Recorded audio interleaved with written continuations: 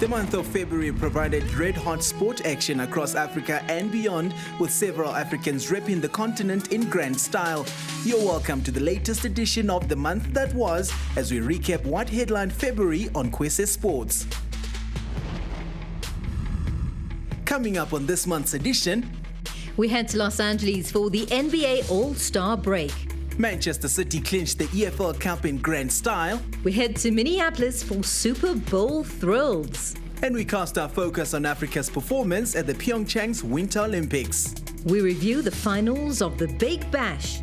And later, we tease you with a mind-boggling trivia as the FIFA World Cup draws near.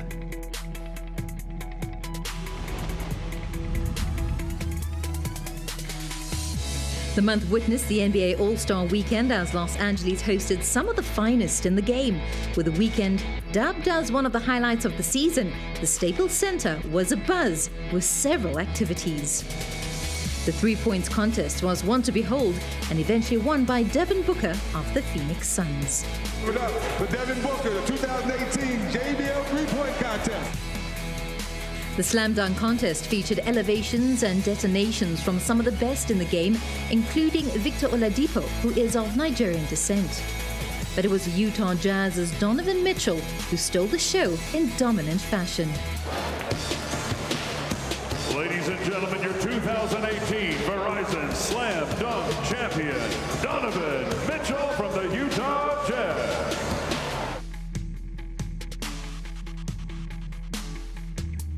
Then came the All-Star game as Team LeBron faced Team Curry, and it was LeBron all the way as he top-scored to land the MVP award. But of course tonight there can only be one MVP, and that is LeBron James.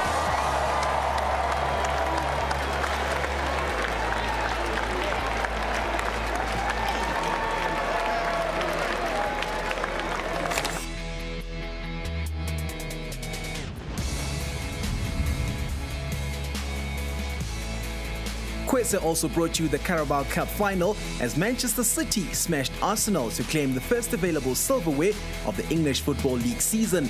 A chilly Wembley Stadium the setting as Arsenal do battle with Manchester City to decide the destination of this season's Carabao Cup. It comes down to two heavyweights of British football to fight for this prize. Arsene Wenger has never won this competition in his 21-year spell as Arsenal manager. As for Pep Guardiola, he's looking for a first trophy in English football. Long ball forward for Aguero. Aguero still going here. Aguero scores. Man City break the deadlock. De Bruyne goes hard and low. It's in. It's Company. And look at what it means to him. David Silva able to turn and shoot. It's three. And surely now that signed seals delivers the silverware. There will be better days for this young back. A first title on English soil for Pep Guardiola as City lifted the trophy for the fifth time. Stepping up and delivering. Arsenal didn't come close today, and for Arsene Wenger, it is a trophy that still eludes him. The treble is on for Pep Guardiola and his side. A first trophy in English football for the Spaniard. It is Man City who are celebrating. They've won the final by 3-0.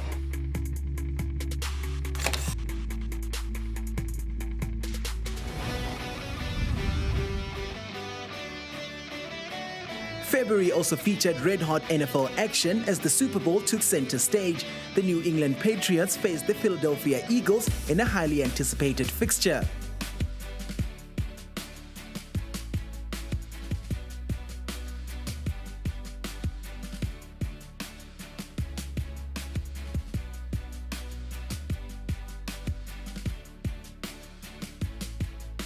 He's in the middle of that bunch to the bottom of your screen.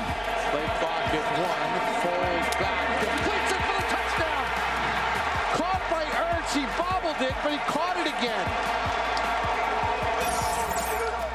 In a matchup where records were shattered, the Eagles became the champions of the Super Bowl for the first time ever.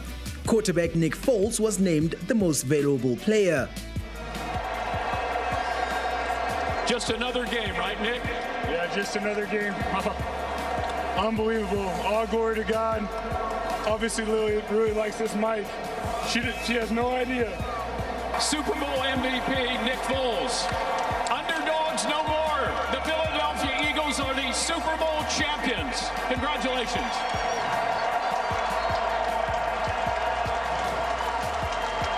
They outplayed the New England Patriots from start to finish. Yes, the Patriots had the lead late, but Foles drove them down the field. And now they play Fly, Eagles, Fly. And for the first time in Philadelphia Eagles history, they are Super Bowl champions.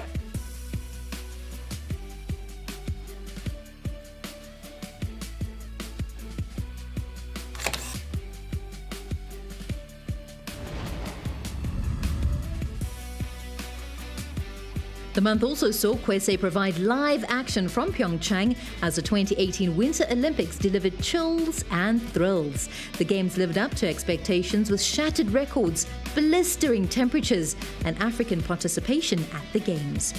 Nigeria's Simidele Adeyagbo and Ghana's Akwasi Frimpong spoke on their happiness at participating and putting up a brave fight despite falling short. Yeah, I think for me, I've always known that I had the natural ability as an athlete, and I wanted a platform to express that. And the Olympics is the pinnacle platform to do that. But for me, this particular journey was not only led by my individual dream, but I felt like the significance of the opportunity being the first and being able to leave a legacy was something that I had to do. There was no question about it. So that's what kept me moving forward and focused on the goal. But it has been a great experience. I've been waiting for 15 years to make this dream become a reality. And, the whole thing I've noticed, or I know about the Olympics, about, the people, the lights, the opening ceremony, everything was, it was more than what I expected. It definitely was the Olympics. And it has been a great experience because I've received so many messages from back home from Ghana, for people that live in my country say, hey, I want to do the sports skeleton, a bobsled, I want to get into it, how do I get into it? And that makes me feel better, that people actually noticing and want to be part of this journey. The Nigerian bobsleigh team also spoke on their experience. The whole experience, we can't even put it in words. It's been overwhelming with emotions and just knowing back home, everybody's watching us and we're here to inspire our youth. I think that's what makes it so heart-wrenching and makes it so important to us because we want this journey to continue. The race to become the first African to win a medal at the Winter Olympics will have to wait until the next Games in Beijing in 2022. The Games also saw Norway's Marit Bjørgen become the most decorated Winter Olympian of all time. Bjørgen won a medal in all 5 of the events she competed in at the Games, including claiming the final gold medal of the Pyeongchang showpiece. Another record breaker was 15-year-old Alina Zagitova, who claimed a gold medal for the Olympic athletes from Russia in the ladies' free skate. The prodigy is now the women's figure skating champion. She became the first Olympic medalist born after the 2002 Winter Games.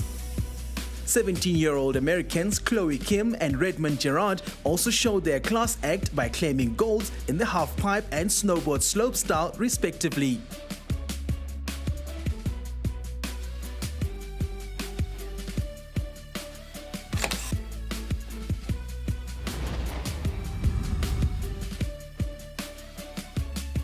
And now it's time for our monthly trivia. The 2018 FIFA World Cup is scheduled to take place in Russia from the 14th of June to the 15th of July 2018, after the country was awarded the hosting rights on the 2nd of December 2010. This will be the first World Cup held in Europe since the 2006 tournament in Germany. Iceland and Panama will both be making their first appearances at a FIFA World Cup. A total of 64 matches will be played in 12 venues located in 11 cities. 5 African nations will be in Russia: Egypt, Morocco, Nigeria, Tunisia and Senegal. The continent will be hoping for a semi-final ticket for the first time in the competition's history. And it is based on these 5 African countries, which provides us with our trivia for this month. Of the 5 nations representing the continent at the World Cup in Russia, which of these nations holds the record for notching up Africa's first ever win in World Cup history? We'll give you the answer much later.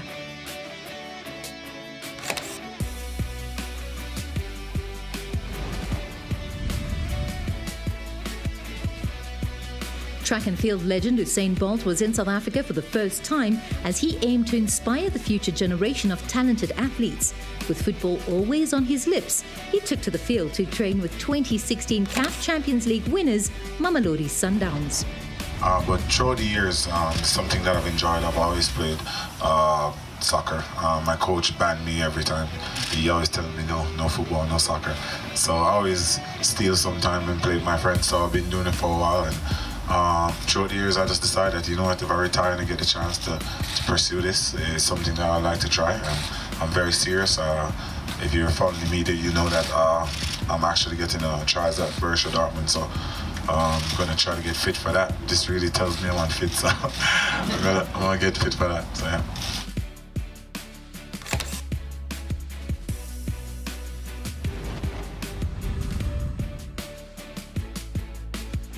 Kwese also got you covered with cricket action, with focus on both the men's and women's Big Bash finals.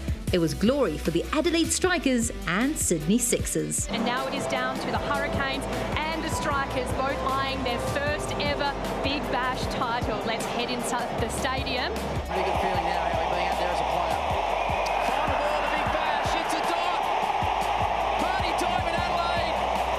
Strikers, they win their first Big Bash crown. And they won comfortably as well. Very well deserved win. Ladies and gentlemen, would you give a big round of applause to your WBBL '93 champions, the Sydney Sixers.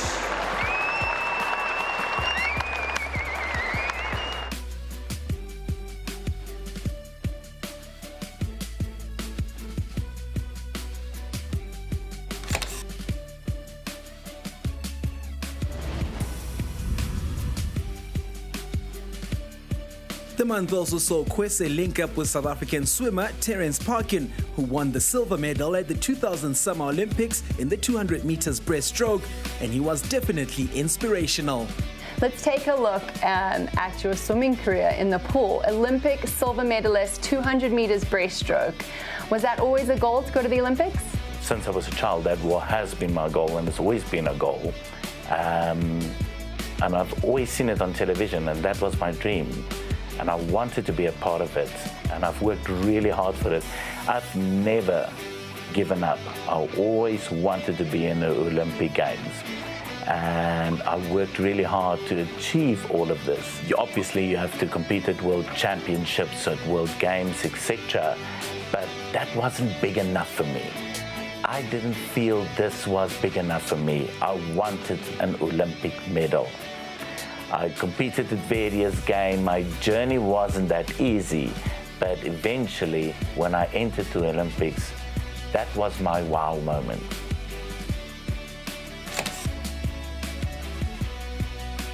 And it's time for the answer to our monthly trivia. Earlier on the show, we asked you which of the 5 nations representing the African continent at the World Cup in Russia holds the record for notching up Africa's first ever win in World Cup history. The answer is Tunisia. This was achieved at the 1978 FIFA World Cup hosted by Argentina. The Carthage Eagles found themselves in Group 2 and were paired against Poland, West Germany and Mexico. The North Africans defeated Mexico 3-1 in their first game to achieve Africa's first win in World Cup history. They never made it past the group stage after losing to Poland and drawing the Germans. The country's coach Abdelmajid Chatai was also the first ever African coach at the World Cup finals.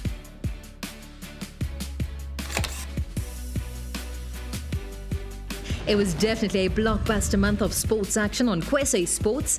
Next month gets even hotter as Calicoda Boxing hits you live all the way from Vienna in Austria as Europe takes on Africa with South Africa's heavyweight champion Rowan Visser prepared to show his class in one of many showdowns at the Holman Dome.